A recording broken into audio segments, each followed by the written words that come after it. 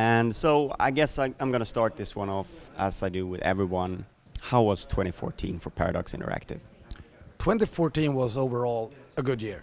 It's we had to postpone a lot of releases to 2015, and that's always unfortunate. But now we have the financial muscles to actually do every game justice and make the best game possible out of every project that we make, and that feels like a blessing. So even if 2014 at times felt like we could do a better year, it's still 2015 is going to be our big breakthrough year as a publisher. So speaking of delays, because I don't think you were alone in having 2014 being the year of delays, but was it a shame? Was it something specific to each of the products that you delayed, or was it more like a policy shift, if you will, at Paradox that meant that you actually pushed a number of projects? First and foremost, I think it's a policy shift from the company that we have more producers working on the games. We've expanded our QA team ×3 in the past 1.5 years, and of course that gives us more opportunities to find things in the games before they are released.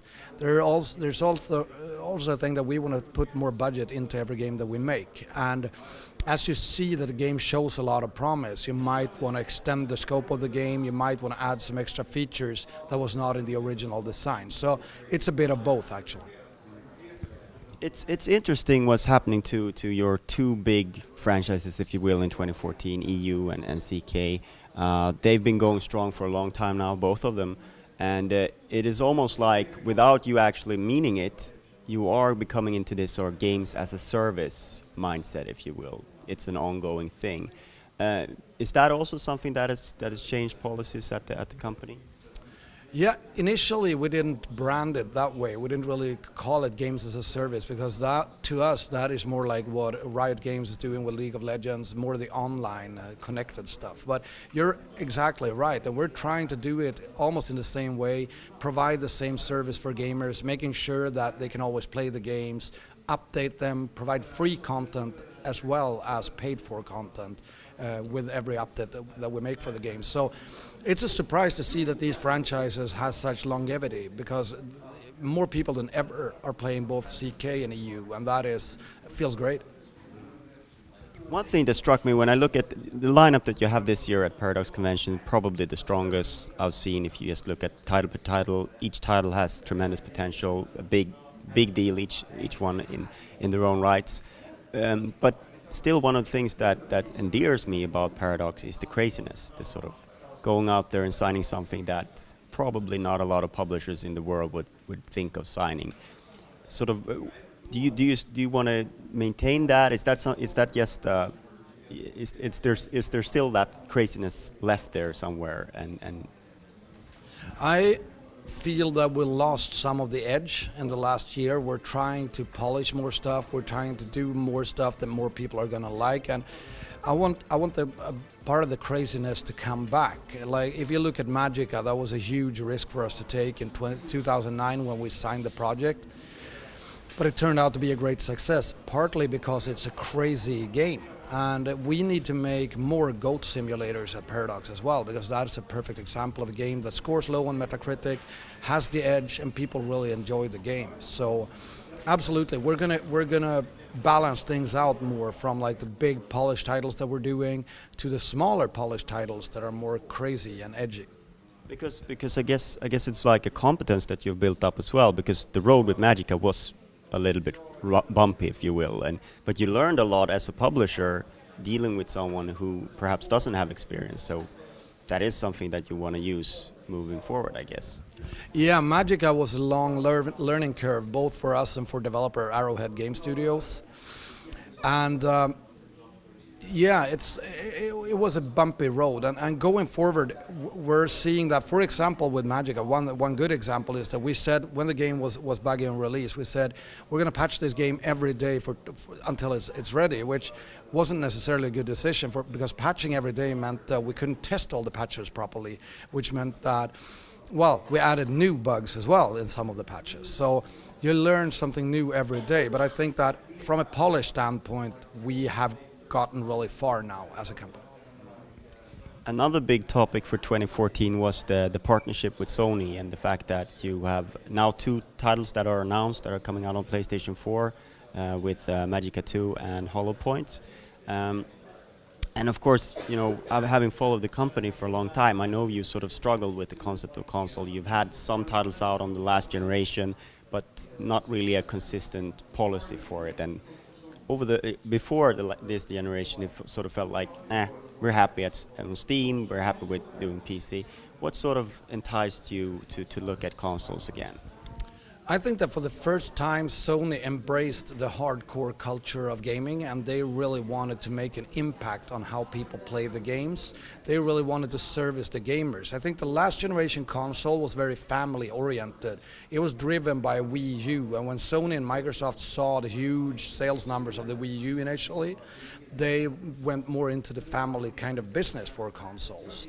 Then it wore off, like all the movement devices and whatnot, so it was kind of a fad. So Sony has gone back to their roots, which is basically hardcore gaming and people who perceive themselves as gamers, and that's where we come from as well. So to us, Sony is a perfect match.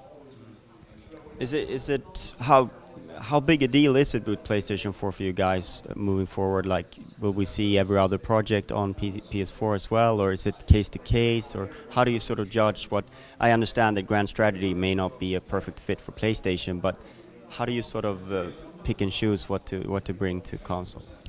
PC is first and foremost our lead platform, and we develop for Windows PC, most of all Mac and Linux as well.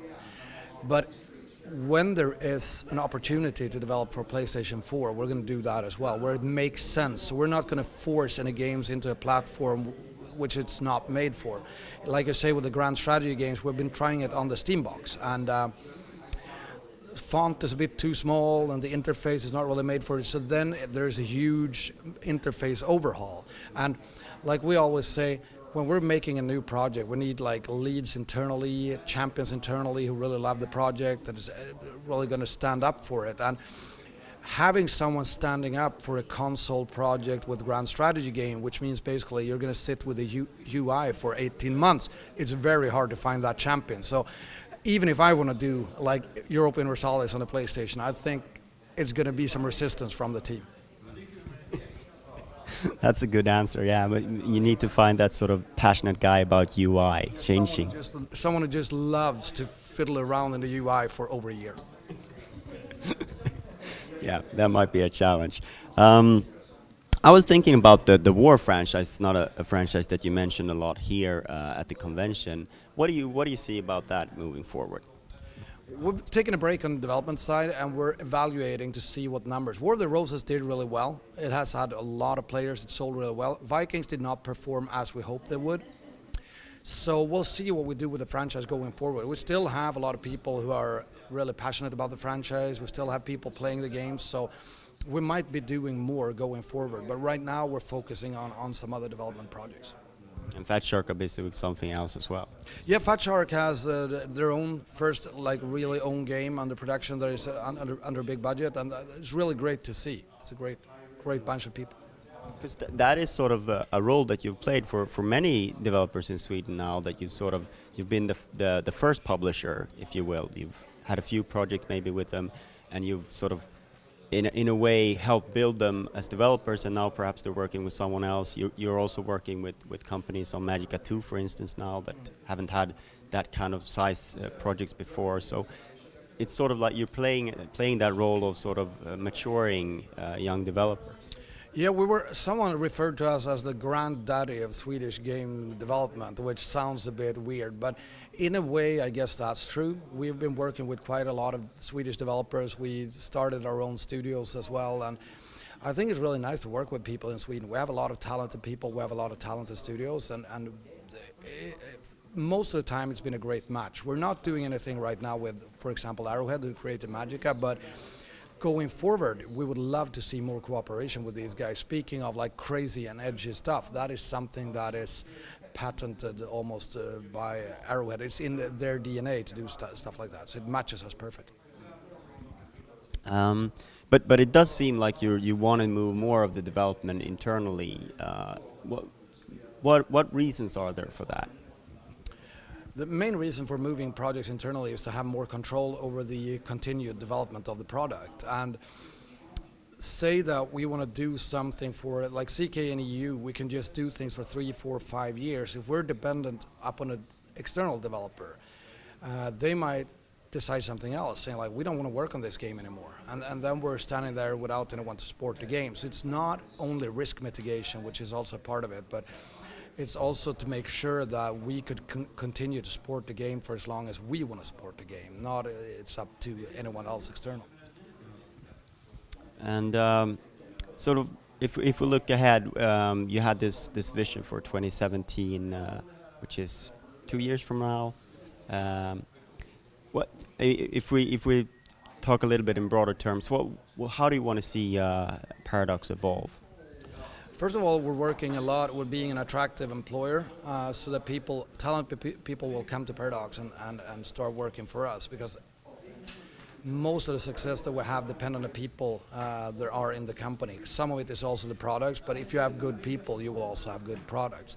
Another really important thing is that we strive to be a good partner in the games industry. And